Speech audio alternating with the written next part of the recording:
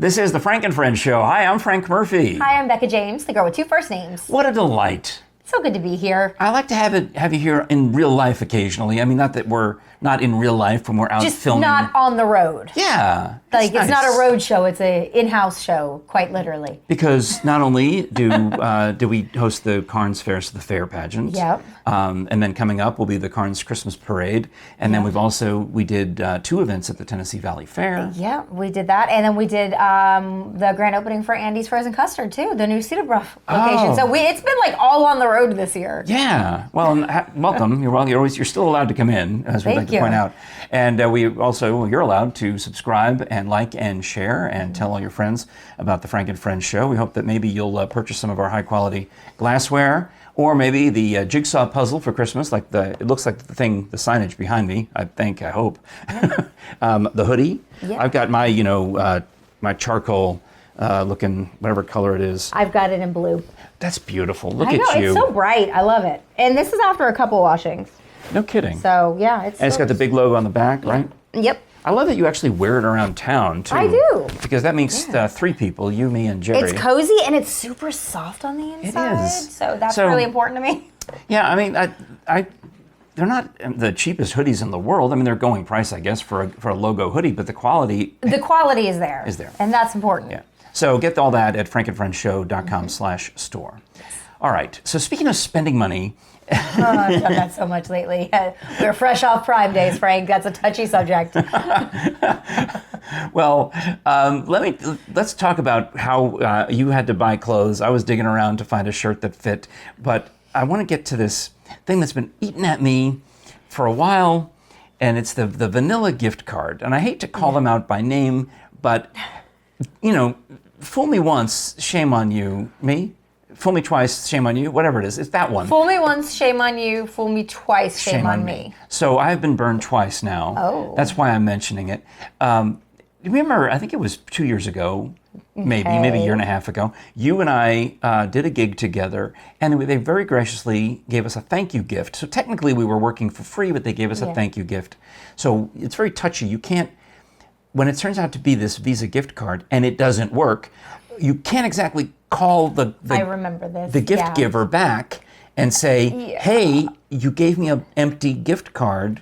I'm on my own to figure it out. So we talked about this on the podcast a year or two ago when you were here. Mm-hmm. I went through this whole process, looked up online and Visa'd that this gift card had been systematically used, $10 or $15 at a time at a barber shop in Brooklyn, New York. Yeah, it was this whole debacle, right? It turns out it was scammed. It was scammed. Someone had, hacked gotten the number somehow. And granted, I got it in a sealed package. I open it up. I think I'm the first to use it. But, they're just numbers. And somehow someone was able to either guess the number or hack into the number and drain this gift card down to 60 cents. And I discovered it when I went to the Apple store, thinking I was going to be able to put $100 down onto, or whatever it was, down onto this new phone. Mm-hmm. And they're like, nope, you've got 60 cents on this card. And I'm like, well, take the 60 cents. So there's one. So when I contact the gift card people, I tell them there's one legitimate purchase on there. It's the Apple store in Knoxville, 60 cents. That was actually me. But the other $100. $99.40. Yeah, that was not me. I did not go to Brooklyn. I did not get my hair done. None of that is true. So they investigated it, and they eventually sent a couple of notes over the course of time, emails saying, we're working on your case. And sure enough... I'm impressed they actually sent several follow-up emails. That doesn't happen. I might have been, I'm trying to remember if I annoyed them enough, but I did. I bugged them. And I got the money back. Which is awesome. I was amazed and surprised, but they... However they did, I think they mailed me, that's what they did. They mailed me a new gift card for whatever it was minus the 60 cents, and it was printed right on there, the amount. So I thought, well, good.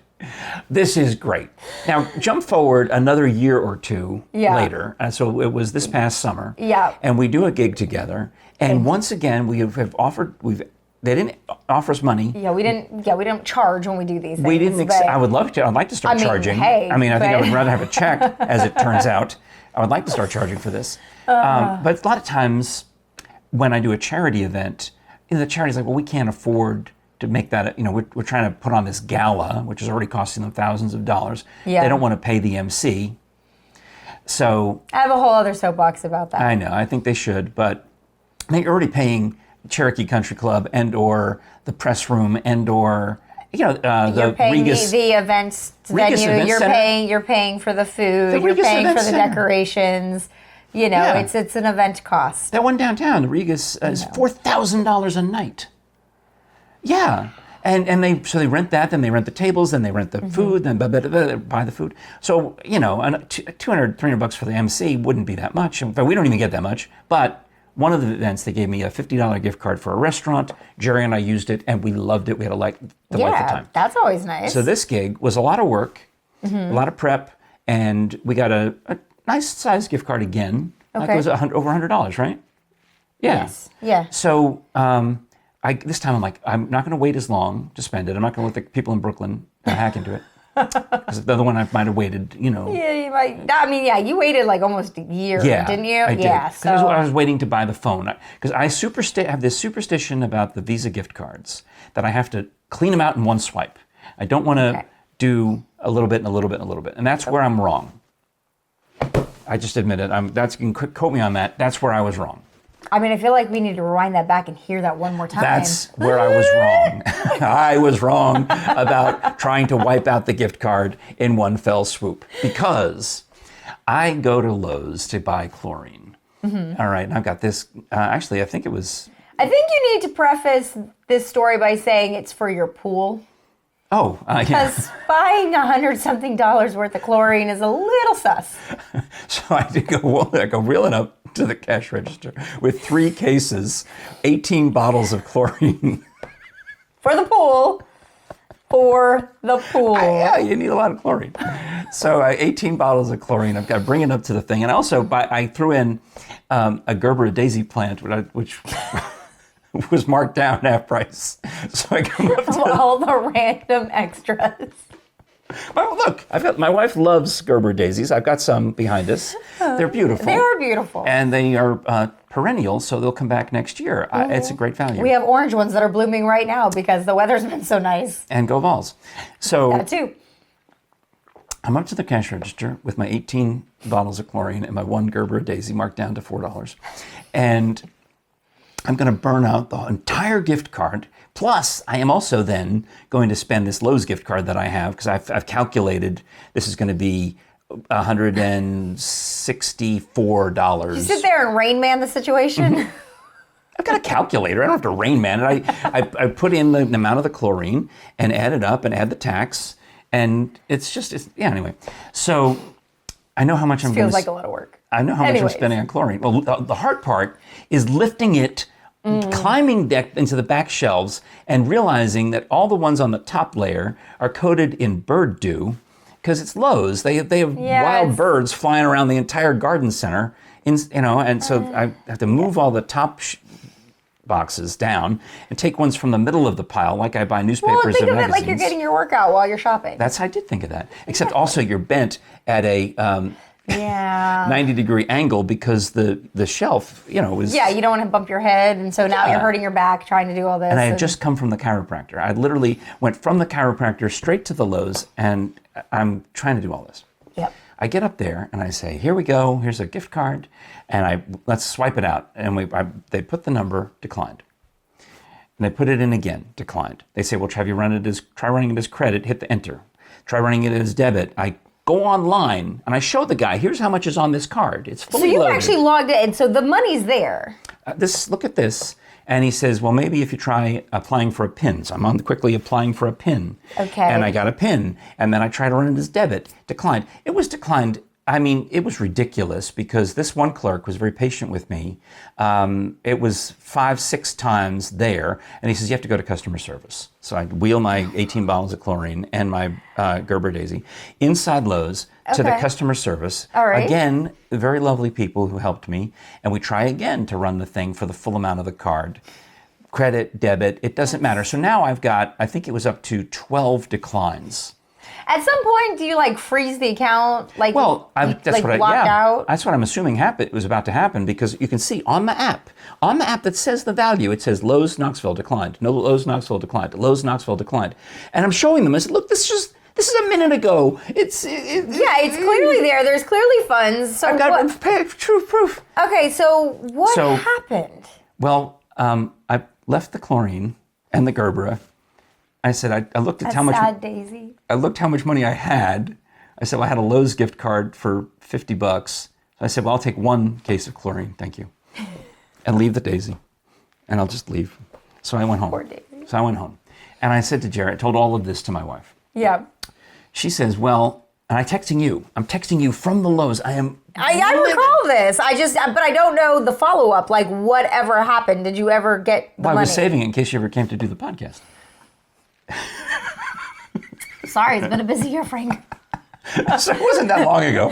So I'm texting you, and you're like, you don't know what happened? You used yours at the grocery store. Yeah, that's how fun I am. I just use it on groceries because kids are expensive. So Jere says, I'm going to try it. I'll take it to the grocery store. Okay. So Jere goes and buys groceries, and it easily exceeds the value of the card, even for the two of us, because we buy all sorts of stuff, and anyway. Yeah, groceries are expensive. They are expensive, and we shop the coupons, so we'll try to stock up on things. Oh yeah. And put them in the freezer. Mm-hmm. Blah blah blah. Oh yeah, I play that game. And she knows how much is on the card, so she's deliberately going over it. Declined. Well, my wife is so much smarter than me, because she then says to the clerk at the Kroger, instead of running it for the full amount, run it for $1 less. So they run the card for $1 under the balance. Okay. Goes through like butter. What? It goes easy peasy, approved. So now I'm stuck with this stupid gift card that has $1 on it. Why didn't they just run it again for the $1? I don't know, because at that point my wife just wanted to get out of there. It was already embarrassing enough. She wasn't going to be like me, where you go to customer service and have them run it 12 times. Plus groceries that could be, needing to get in the fridge. She had ice. Yeah, she's buying ice. Yeah. So it was enough of that. So now I've got this gift card with one stupid $1 on it, and I wish I'd known this in advance when I had been at Lowe's, because I would have run it for a penny less. I would have taken it all the way up, to 99 cents. But Frank, even having a penny left on it would drive you crazy. So take it to the grocery store this week and be like, $1, Bob. Yeah. Now you and the people at Lowe's were telling me via text that I should just use it to shop online. Like, spend it on Amazon. Buy yourself a pair of pants. Seriously. $1 is not going to get you that far, not even on Amazon, not even during Prime Day, but still. Now, so you bought stuff on Prime Day. So I thought Prime Day was in a different time of the year. Yeah, so they got smart and they realized, hey, if we set a Prime Day closer to Christmas, people are really going to spend even more money with us. Okay. So yeah, I've now shopped for all of my nieces and nephews except for the tween girl, because tween girl, she'll end up with a gift card. I will hate it, but she will love it. Do not get her the Visa gift card from that company. Last year I did a Lululemon, and don't even get me started on the fact that she's 12 and wears Lululemon, and I am... I'd like to get you started. And I've never in my life worn designer leggings. I would like to get you started on the fact that she's 12 and wears Lululemon. That's expensive, right? Exactly. And she's going to grow out of them, right? My hopes is that she'll go to the clearance rack at least, and so maybe that money will go a little further. Yeah, it'll stretch like the leggings. I don't know. I don't have to. I don't wear them. I don't know.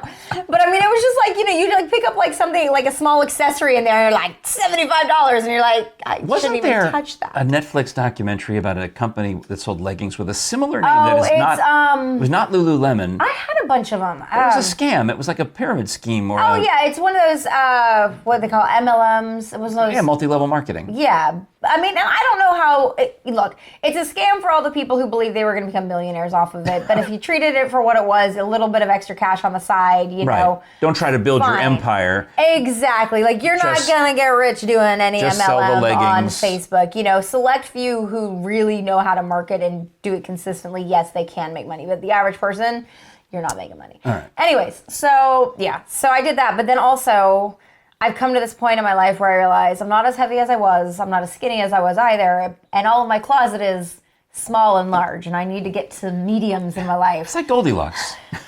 Right? This one's too small. This one's too big. It's exactly what it is, but I've been putting it off because I'm like, we get stuck in our ways. Like, no, I'm going to lose weight. And I finally have just accepted the fact that it is not my focus right now, so it's fine.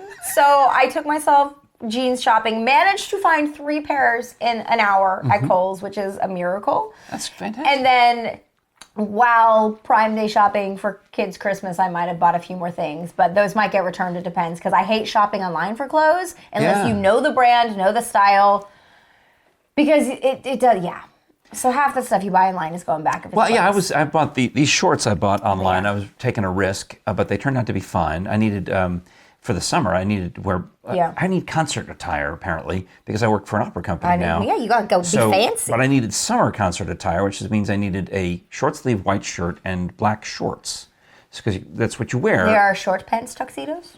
Basically, I mean, look at them. I'm not going to stand up and show them, but they're nice. No, they do look like these are the nice suit shorts. Pants shorts. Yeah, and they've got a little zipper pocket for they're golf shorts basically. Okay. And they've got a zipper pocket where I can keep the AirPods or whatever. So I rarely do I buy things online though. It's because I'm same as you. Yeah, I'm paranoid. I don't know what size I am. Yeah. Because as we're dressing me for Scholars Bowl, my wife is like, do you want to wear the ivory colored shirt or the pink colored shirt? I'm like, what's the size?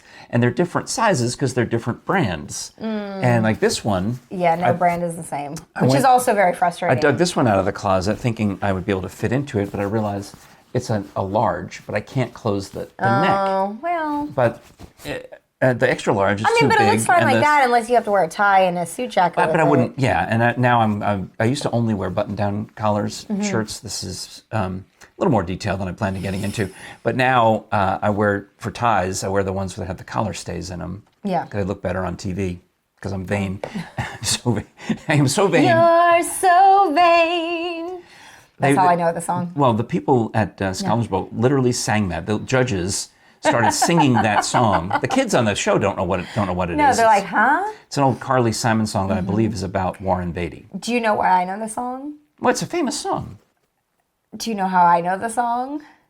Oh, because you weren't born in 1972 when it came out.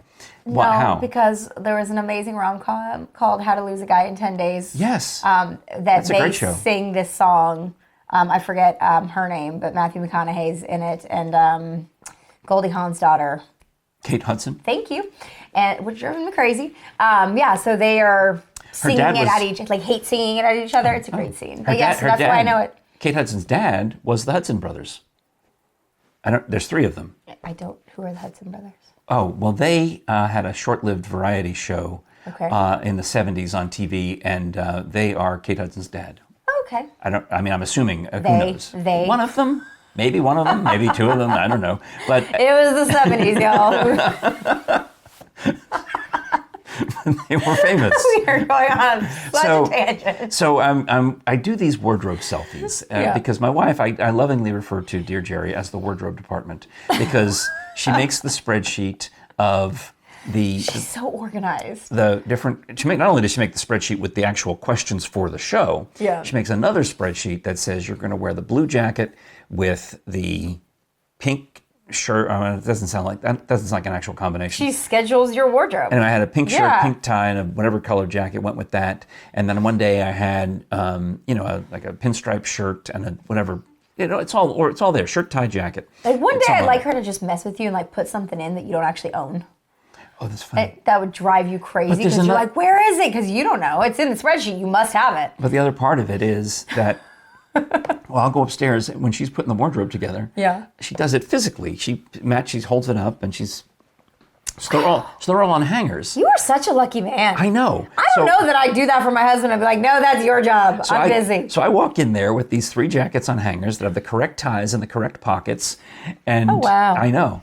And the whole bit. So I take a picture after I've got it on. She sends me pictures of it on the hanger.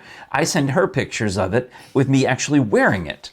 So I would take a picture of myself with the Scholars Bowl logo behind me and I did one every show last year, 60 plus episodes.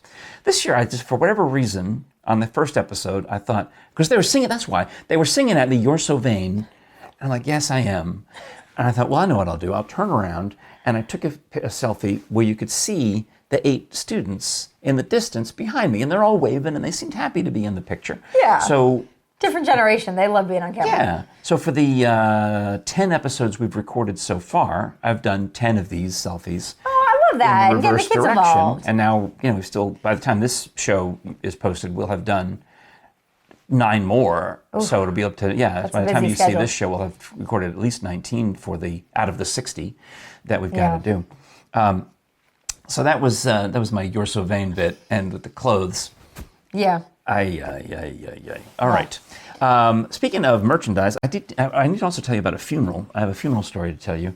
But speaking of things that are dead, bonezones.com. Don't forget the S. Here is the long sleeve version of the T-shirt. What a segue for let me move this out of the way. I was about to say, yes, please don't spill the water. As we get into the Halloween season, look at this, the beautiful long sleeve shirt. This is the Body Farm. It looks like the yard of your neighbor 2 houses down. Oh, that lady with the Halloween decorations. She went completely overboard. I couldn't count. Save that. Yeah, we'll save it. We'll save Halloween decorations would be a great topic. And then on the back, it lists all the books. And I can whip together a lecture on any of these books because I interviewed Dr. Bass about all of these books, and I have the audio.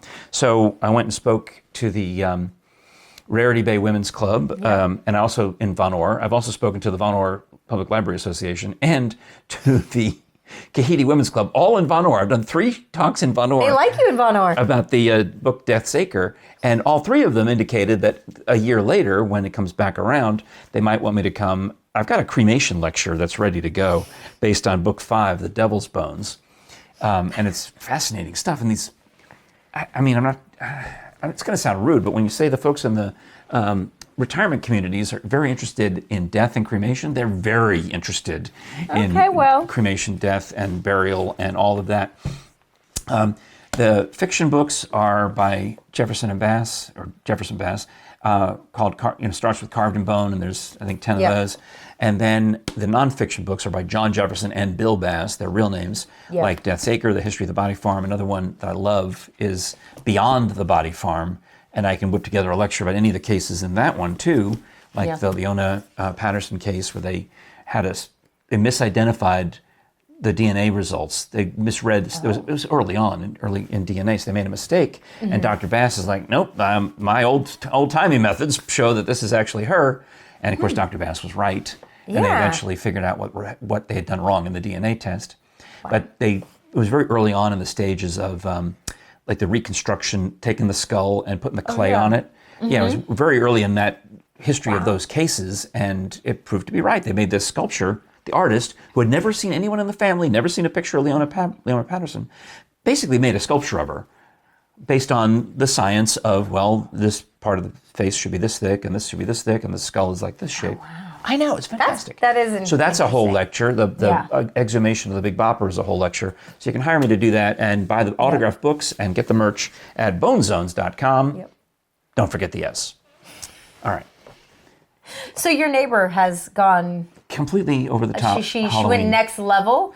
So I think you were here last year when you posted she had pictures. The giant skeleton that you've seen on Facebook. His neighbor actually has one of those. And she was early on. This is at least year 3. She had the first year they came out. She was one of the first people to get one. But I tried to do the slow drive-by on the way over because I was trying to count the number of skeletons that are now in here. There's one in a pool float. There's at least 6. And there's so many. I think there's more than 6. Okay. Well, she adds them every time. And it's one of those things where I don't want to be creepy, but I kind of want to just like park my car in front of her yard and like walk into her yard to like really take a look at the display. Because it's not just skeletons. It's like the entire yard. Think of it like one of those over-the-top Christmas displays, but Halloween. That is how far she's gone. You should go. You have one of her T-shirts.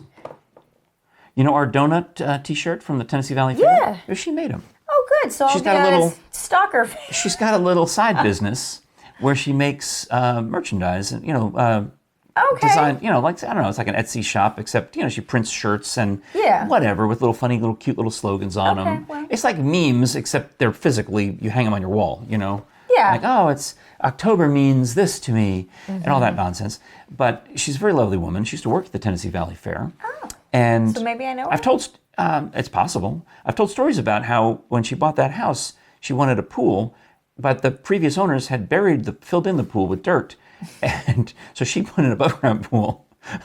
in her yard on top of the buried in-ground pool. I guess which is more, I guess it was least expensive to put the above-ground pool in rather than just dig out the old one. Yeah, because they destroyed it, I'm pretty sure, by burying it. I mean, it would be, imagine the disaster that would be. So it's just ironic to me, but, so she's got all of these skeletons, and seeing it in the daytime is nothing. You got does it light up and everything at night? And there's inflatables, and there's a what do you call it? Gobo? No, what's that thing? Is that what it's called? That Joey Tack used to get for the radio stations where he'd shine the logos. The Gobo lights. I think that's right. Well, she's got things like that to shine spooky characters on the sidewalls of the house. Oh, that wow.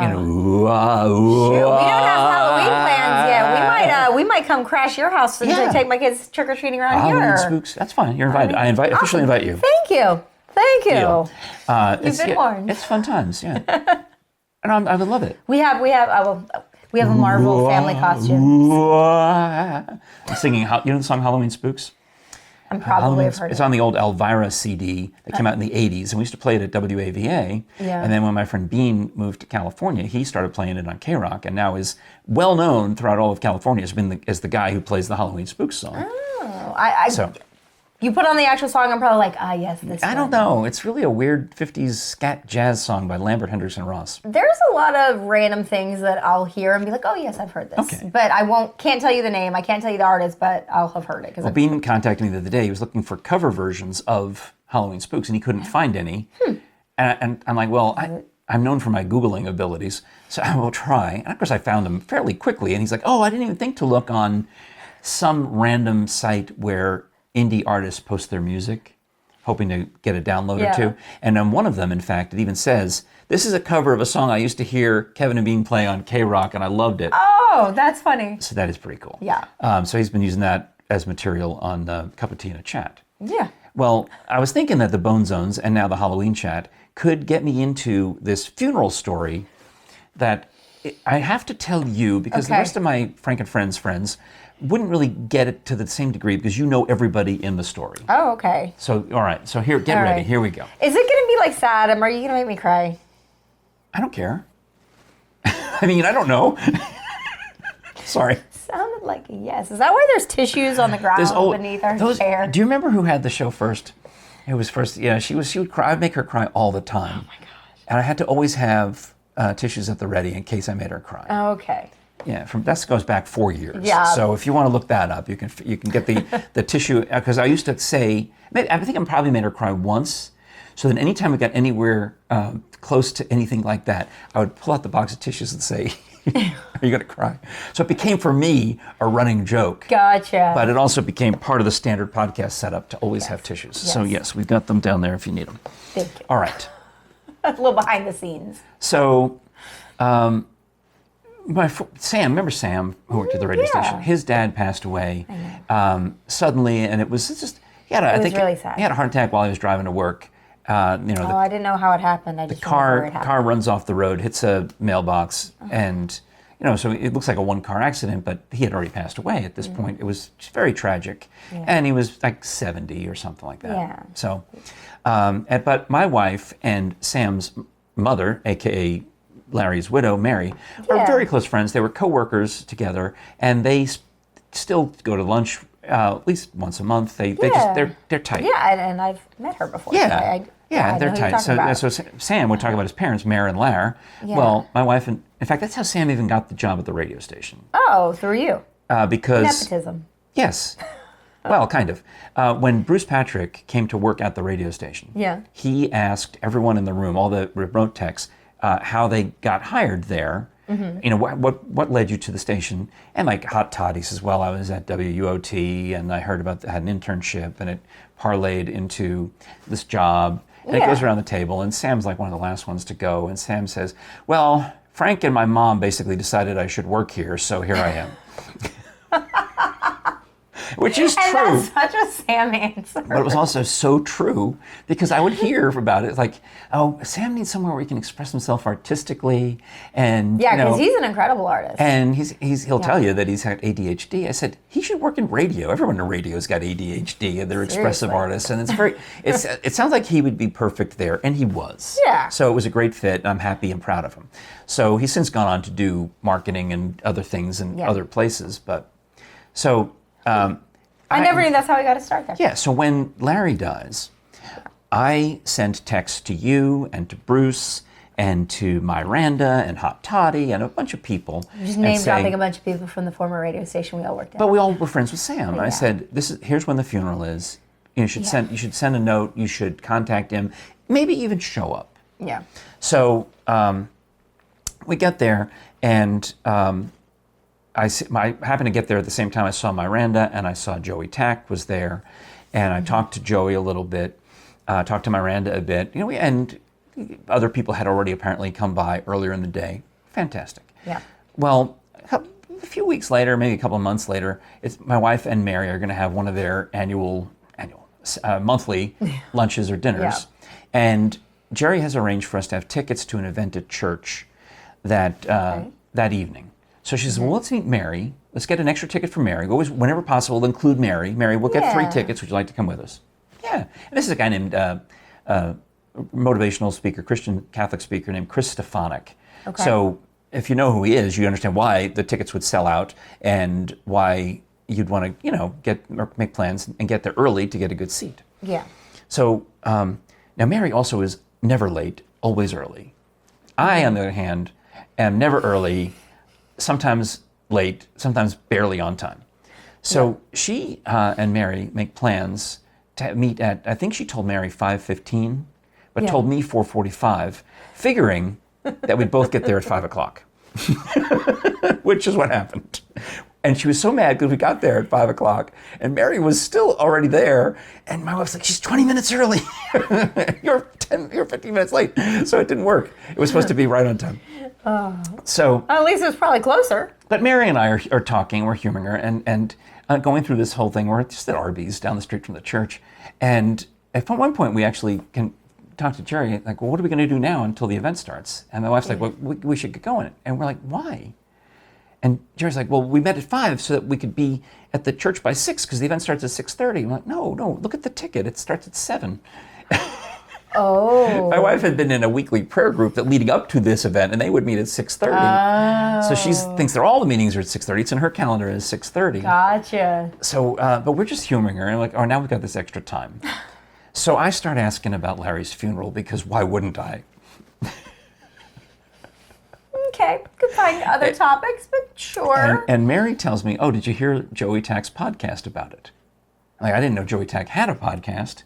I didn't either. And at this point, I have pushed it so far that Mary, my wife is starting to elbow me, and Mary is saying things like, is he always this exhausting? Meaning me. And my wife's like, yes, he's always this exhausting. He franks it to 11. He is You weren't getting the context clues to move on to a different topic? He will wear you out. So I said, oh, you know what? So I said, okay. I actually got up and left, and we're so early still. I have time to go out to the parking lot.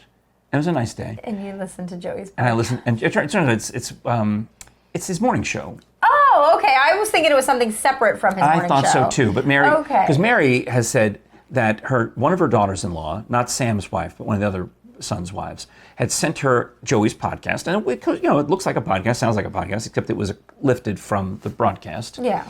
And I found the episode and I listened to it, and I'm dying because Joey is talking about how somebody died. He gets a message from, and he's telling Nancy, well, you know Frank, everybody knows Frank. Frank says you should come to this funeral. So I go.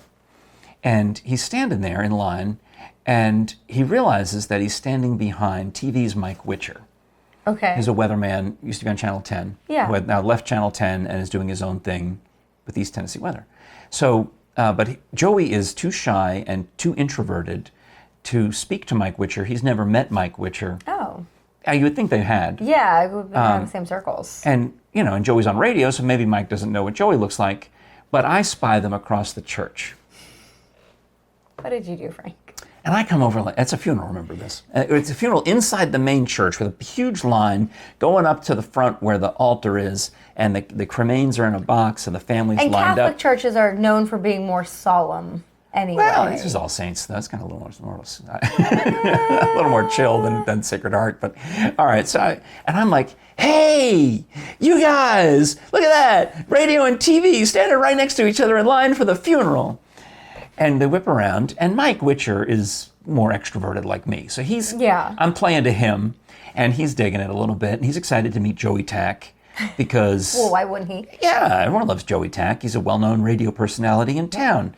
And Joey seems fine, except when I hear the podcast months later and realize that he is crumbling, dying, just wants to just run out of there because here comes extrovert Frank to create a scene to force Joey to meet Mike Witcher. Yes. And I thought they knew each other. And this is all spelled out on the podcast, on Joey's thing. And I'm like, oh my gosh. So I don't know. I'm hearing it later. I don't know. And of course, in the course of it, I'm talking to Mike Witcher. I'm like, what's your business? How's your business going? He's like, hey, I'm like trying to get on radio stations. I'm like, hey, I got radio stations. I'll introduce you to the guy who owns my radio stations. And the next thing you know, Mike Witcher does the weather on my DJ show on Fun 105.9, 70s and 80s hits. Yes, and your sister station as well, because I hear Mike Witcher on 104.9 KVL all the time. And the 50s and 60s station, the KCE, and the Hard, I don't know if he's on the Hard Rock VLZ, but I'm, wrong beverage. That one's for after the show, Frank. This was my birthday gift for my daughter. Oh. So anyway, that's really basically the story, is that Joey turns it into a podcast episode, which is hilarious. Yeah. And what also turns out to happen is that one of Sam's sisters-in-law, so Sam's got three brothers, they're all married. So the girl who sent the podcast to Mary turns out to be a huge Joey Tack fangirl. So when Joey gets up to the front of the line to greet Sam, and Sam is at the last one you're going to get to. So it's brother number one and wife number one, brother number two, wife number two, then probably the widow, and then brother three, and then going working down the line. Yeah. And Sam and his wife, Jamie.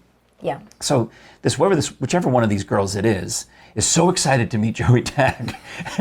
Joey's even more embarrassed because here he is at the funeral. There's the cremains, there's the widow, and here's the daughter-in-law just fangirling Joey Tack at the most inappropriate time.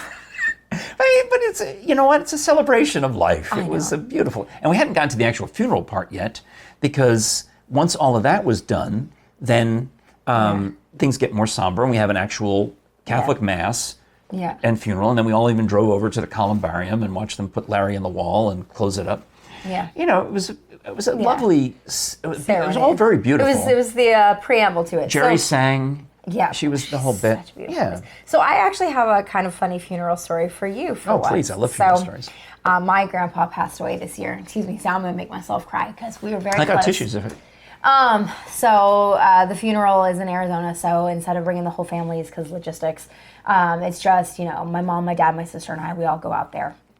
And on the day of the funeral, I even get up to speak. I actually kick off the funeral. It's a Catholic Mass, and I speak, share stories about my grandfather, what he meant to me, and, anyways. I'm with you on this. They make me... Sorry. I'm not interrupting your story, but I'm giving you a second to compose yourself. Yeah. But they forced me to do that at all our family funerals. Like, my mother died. I'm like, I don't need to get up and do a eulogy. Like, yeah, but you did one at Grandma's. Like, yeah, I know.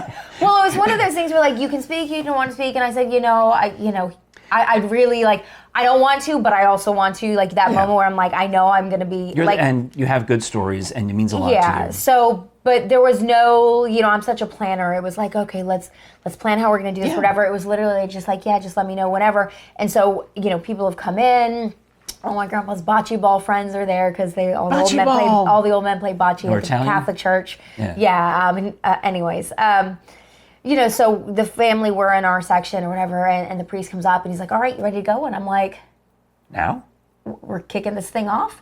So, like, he doesn't even speak at all. So I have to come up to the podium. Excuse me, I'm going to applaud your priest for following the proper liturgical norms.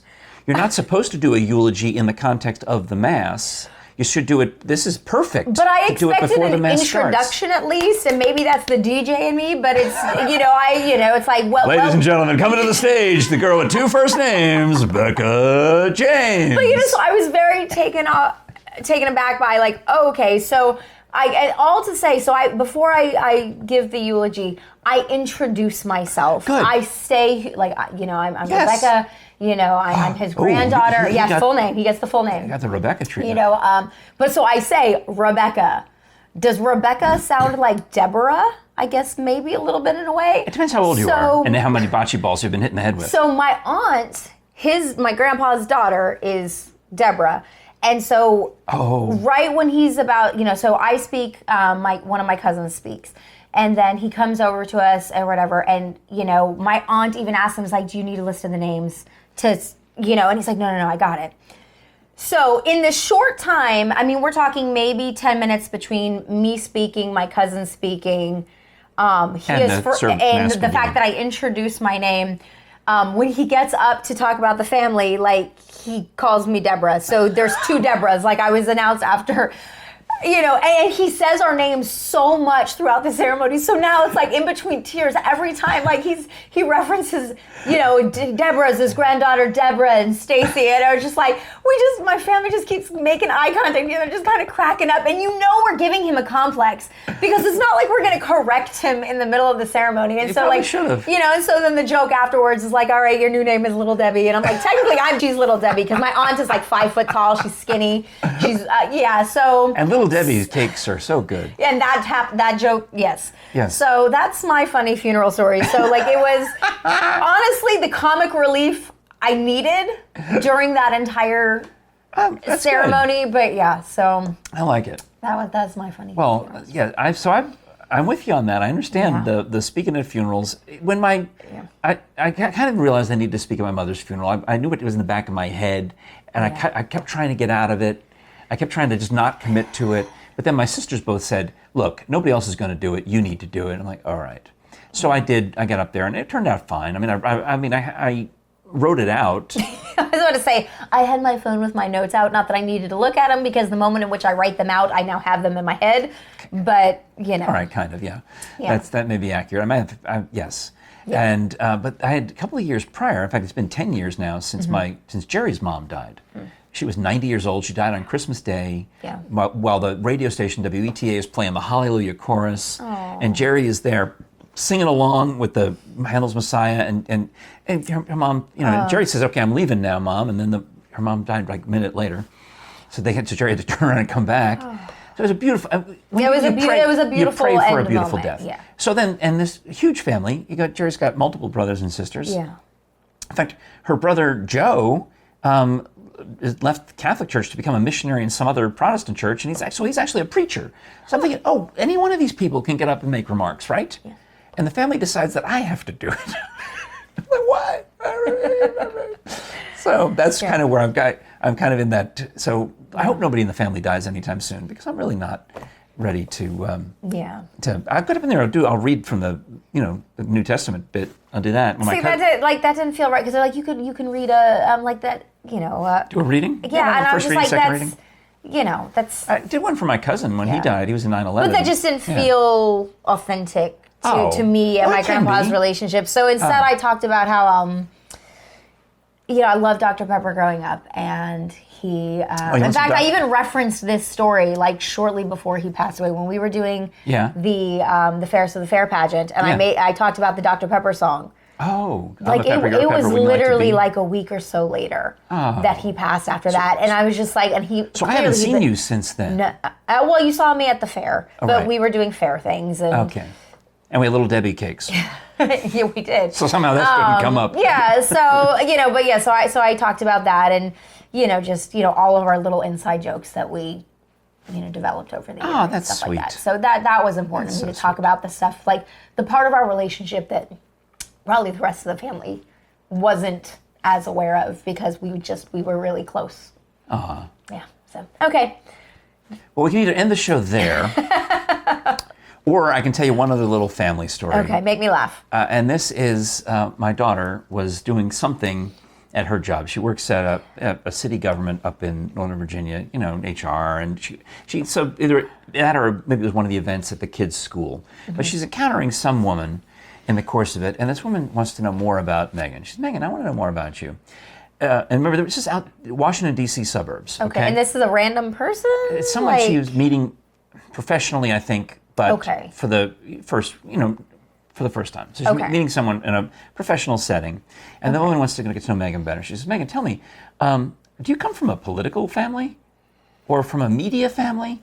And Megan's like, because now up there, a lot of people would come from political families. Okay, wait, yes, because you said this is Washington, D.C., so that does, in fact, make sense for the area. Totally tracks, because, she lives in an area where... you probably have a lot of people who work on the Hill, who work for congressmen and... The Supreme Court justices, most of them live in Arlington. You've got, in the Northern Virginia, you've got the CIA, you've got the Pentagon, you've got all of these other agencies, and all of these, what they call the Beltway Bandits, which are the... consulting firms that are government contractors. Okay. That makes sense. Solely exist by getting paid by the government to make... Yeah, around here, if you led with that question, I'd be like, it seems odd. That's none of your business. It seems odd. But yeah, I could see that for the D.C. area. And Megan, of course, is a savvy young woman, and she says, well, it's funny you should ask. My dad actually was a radio DJ at one point, was a TV person. Still am, I guess. And you are. So she says, can I ask why would you ask that fascinatingly interesting question? And the woman said, well, you just don't speak the same way as other people I encounter. You have a different manner of speaking that would imply that, in a political family, you would watch your words and, I guess it is, she uses proper grammar and diction, and that's so unusual nowadays that it sticks out. It's weird. I don't know. I can, or maybe has more of a standard American speech, non-accent. Right. That's true. Non-accent is part of it. And also just, she does simple things like doesn't start a sentence with me.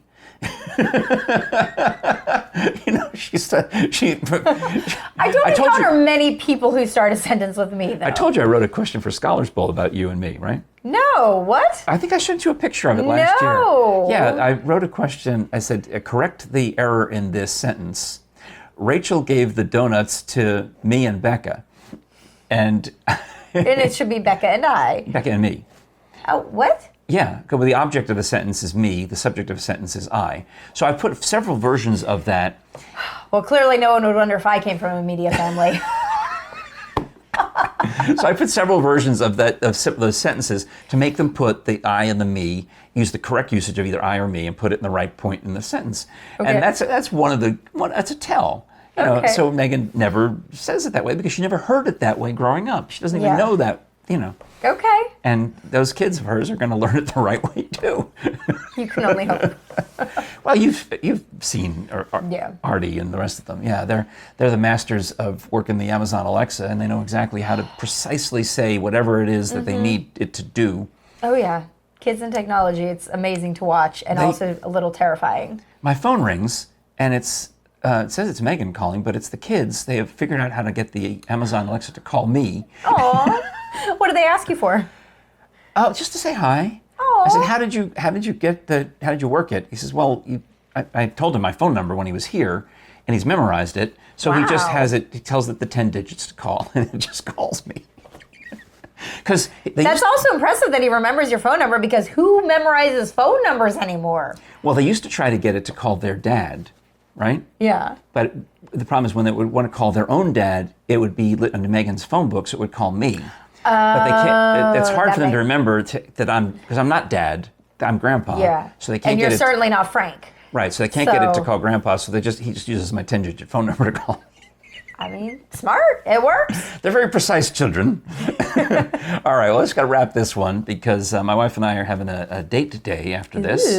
Going out to lunch at Lonesome Dove downtown. They got a discount lunch on Fridays and Saturdays. I'm telling you. They're also just very good.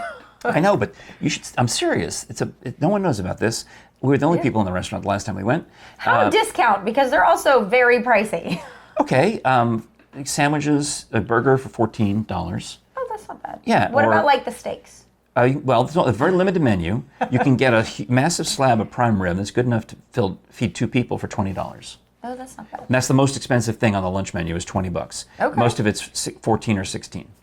Okay, well, noted. Not that I get day dates very often, but I'm saying we're taking the kids to the zoo later. That's the same price as you would pay at for that kind of sandwich anywhere, any normal. Yeah, like a Texas Roadhouse or whatever. Aubrey's, Chesapeake's, it's that makes it reasonable. $15 range. Not that their food's not good enough to be worth the prices. Normally, it's just, no, they have a bison sirloin on there that's $92. Yes. My husband and I won a raffle at a charity event we were at years ago, and we won an overnight stay at the Oliver downtown with a like $150 gift card for the Oliver Royale to Lenson Dunn.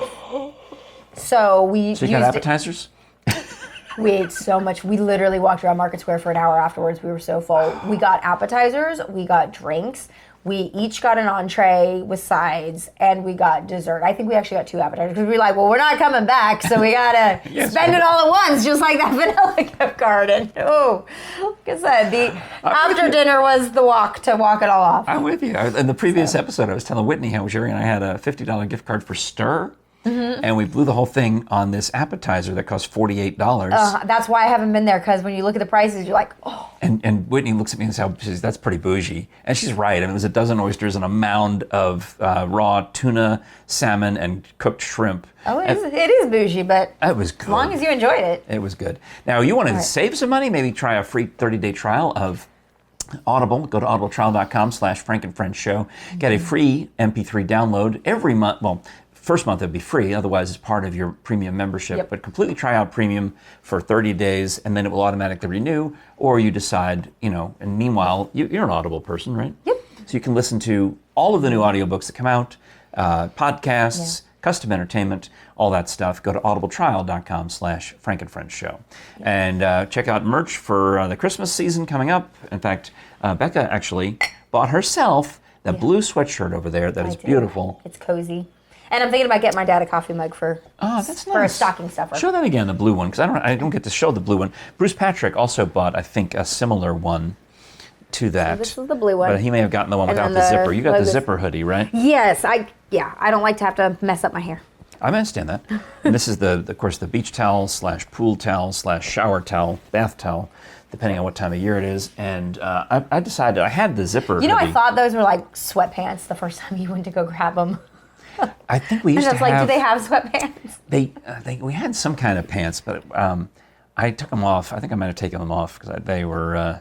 I'll tell you that story off the air. Because I don't need to... Radio edit. I don't need to explain that right now. It involves the lady with the tissues. It's a long story. Okay. So this is the Frank and Friends Show. Please do subscribe on YouTube. Tell your friends and watch frequently. My name is Frank Murphy. I'm Becca James. And we'll talk to you again next time.